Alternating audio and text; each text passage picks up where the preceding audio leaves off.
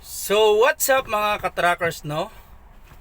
So, meron po tayong good news ngayon mga katrackers, no? Para doon sa mga kapwa trackers natin na nasa Saudi at Qatar or sa Middle East area. So, good news mga katrackers, no? Para doon sa mga kapwa trackers na gustong makarating dito sa Europe. Meron po tayong isang kapwa trackers na nangangailangan po sila ng driver, trailer truck driver. So, ito po ay para doon sa Serbia country.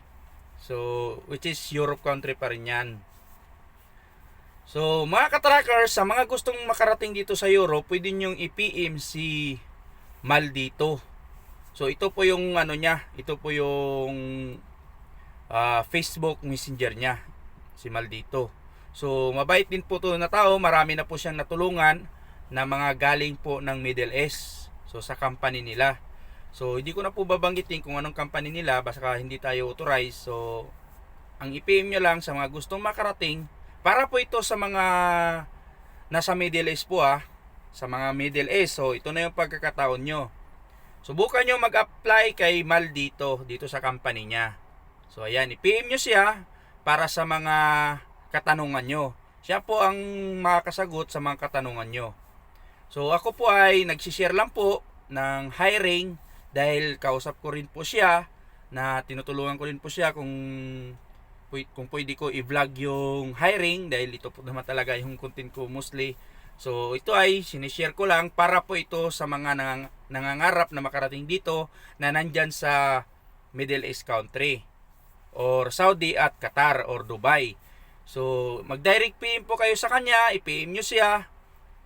Kung minsan hindi siya makareply dahil meron din po siyang trabaho, no? So, be patient lang din po tayo. Pero sinisiguro ko sa inyo na magre-reply po yan siya. At ito po ay legit. Marami na po nakarating sa kanila, sa kanyang company. Ang mga hatak po ay kaparehas lang din po sa amin, pero different product lang yung dala. So, mostly yung mga dala nila ay mga giniling na prutas, gatas, mantika. So, para mostly mga foods product. Hindi kagaya sa amin na mga dangerous goods cargo, mga EDR. So, pagkakataon na to sa mga nandyan sa Middle East at sa Saudi, Qatar, Dubai. So, pagkakataon nyo na to. So, medyo meron nga lang pong sa mga nagtatanong magkano gagastusin. Wala po akong ideas kung magkano ang gagastusin. Mas mabuti, PM nyo po siya, tawagan nyo po siya, kasi siya po ang makakasagot sa inyong mga katanungan, Pero ito ay legit. Pero siniguro ko po sa inyo, legit po ito. 100%.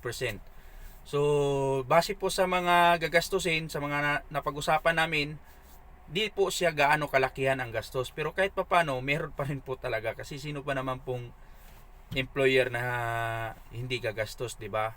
Sa mga process ng dokumento nyo, may gastos po talaga. Yung personal nyo yun. So, nasa sa inyo pa rin ang desisyon. So, sana sa mga kapwa ko trackers, kung magkasundo kayo, huwag po tayong magsalita ng hindi maganda. Ngayon, kung gusto nyo po, desisyon nyo po yan. Ngayon, kung nalakihan kayo sa gastos, pwede kayong maghanap ng ibang company or lugar na ma-applyan nyo. Kasi doon po sa mga kapwa ko trackers, lalong-lalo na doon sa mga gumastos na more than 300,000, almost 300,000, sobrang laki po talaga nun. Sobrang laki po talaga. Napakalaking pera na yon, no? So, dito nga sa amin sa Solo Transa ni piso wala po talagang gastos dito sa Lifelink International Resources. Wala po talagang gastos dito sa amin, no. Yung mga lahat na nakaalis na galing ng Pilipinas. So marami po akong nare-receive na mga message from Saudi at Qatar na baka daw pwede sila mag-apply. Sabi ko wala pa pong nakaalis sa amin na galing ng Saudi or Qatar. Lahat po ang nakaalis dito sa Solo Transa or sa Lifelink International Resources ay galing po lahat ng Pilipinas. So ngayon, ito na po yung pagkakataon nyo sa mga nandyan sa Saudi, sa mga nandyan sa Qatar at sa Dubai. Mag-PM lang po kayo. Inuulit ko kay Maldito. So siya po ang nag-aasikaso ng dokumento dito. Lahat po ng mga processing, siya po ang nag-aasikaso. So meron lang din po siyang hihingiin na kahit papano panggastos doon sa requirements na ikukuha nyo. Siya po ay hindi po nanghihingi ngayon. Kayo na po ang bahala sa kanya kung sakasakaling na makaalis kayo. Kayo na po bahala, pero siya po ay hindi po nanghihingi talaga. So siya po ay kapwa truck driver din na tumutulong lang din po. So ito po ay, inulit ko, ito po ay sa Serbia. So unahan yata ng Hungary o Romania ba. So hindi ko kabisado, no. I-google nyo na lang kung saan banda yan. So siya po ay nangangailangan, no. Marami na po dyan. Yung mga kasama natin dyan, nandyan po sa company na yan. Minsan makasalubong namin yan sa mga cleaning station. Kasi same ano lang kami yan. Almost same cleaning station lang po kami yan. So pagkakataon niya na to, inulit ko mga katrackers, ito po ay para lang sa mga nasa sa Middle East country. Saudi, Qatar, Dubai. Yan. Pagkakataon nyo na po ito para makarating kayo dito doon sa mga nangangarap. Apply lang po kayo ng apply. So ito yung pagkakataon nyo, mag-message lang po kayo dito kay Maldito. Ito yung messenger niya. Mag-PM lang po kayo sa kanya. Inuulit ko, kung hindi po siya makareply ng agad-agad, be patient po tayo kasi siya po ay kapwa trackers natin. Siya din po ay may trabaho. So sana'y maintindihan nyo rin kung hindi agad-agad na makareply. Kagaya ko, napakarami po akong messages, hindi ko pa nga nabuksan eh. Ang iba may bago na naman, nakareplyan ko na lahat yung mga ginagawa ko, pero ngayon may bago na naman. So ito pala, congrats doon sa mga pumasa doon sa ma-interview ng Solotransa nung 8 at saka 9. Congratulations doon. Nag-medical na sila. So doon sa pag-actual drive test nyo, ito po ay tips ko na rin sa inyo. Di baling matagal, medyo matagal, basta wag nyo lang isagi yung mga cone na nakalagay dyan sa sit up nyo, sa pag-actual drive testan nyo. I-consider nyo yan na sasakyan or establishment, dahil kaya ng sinasabi ko paulit-ulit, small mistake is always cost of money yan dito. Maliit o malaki, talagang cost of money yan. So sana maintindihan nyo rin yun. Inuulit ko, di baling matagal, basta hindi nyo nasagi yung cone sa mga actual drive test. So yun lang mga katrackers, no? At sa mga nag-PM naman kung kailan ulit yung interview para dito sa Solotransa, sa Lifelink International Resources, so hindi ko pa po alam, wala pa po kong idea. Pwede rin natin yan itanong kay Ma'am Marjorie kung kailan. Itatanong ko rin yan at iba-vlog ko rin kung kailan ulit ang panibagong interview po nila.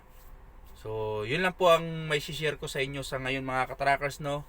So sana'y makaalis din po kayo sa lahat ng mga kapwa ko trackers. Sana'y makarating kayo dito, dahil dito po talaga ako na nagsasabi, ang mga kapwa trackers natin dito ay talagang pinapahalagahan ng government dito sa Europe. Hindi po, sa to say, hindi po kagaya sa atin na parang wala. Mahirap talaga, mahirap magsalita. Pero mas maganda dito kaysa sa atin. So ako na nagsasabi sa inyo, mas maganda dito mga katrackers.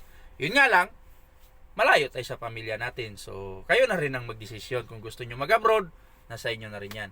Sinasabi ko sa inyo, ang Europe hindi po naghahanap ng mga ex-abroad. Marami po nakakarating dito na mga first timer. Marami nagtanong sa akin kung pwede first timer. Pwede po ang first timer dito sa Europe. So apply lang kayo ng apply para din yan sa mga pangarap nyo. So inuulit ko, maraming salamat sa inyong lahat, sa mga solid followers natin, sa mga sumusuporta sa ating mga vlog. Ako po ay nagpapasalamat sa inyo, no. So doon po sa kay ito po ang hiring niya. Ay ste. Di nabaliktad pala ang video. So hanggang dito na lang yung vlog natin. Maraming salamat sa inyong lahat mga katrackers, at ingat po tayo lagi sa bawat biyahe natin. So share po natin yung video na to para ito ay sa mga nangangarap makarating dito na nasa Middle East. So maraming salamat ulit.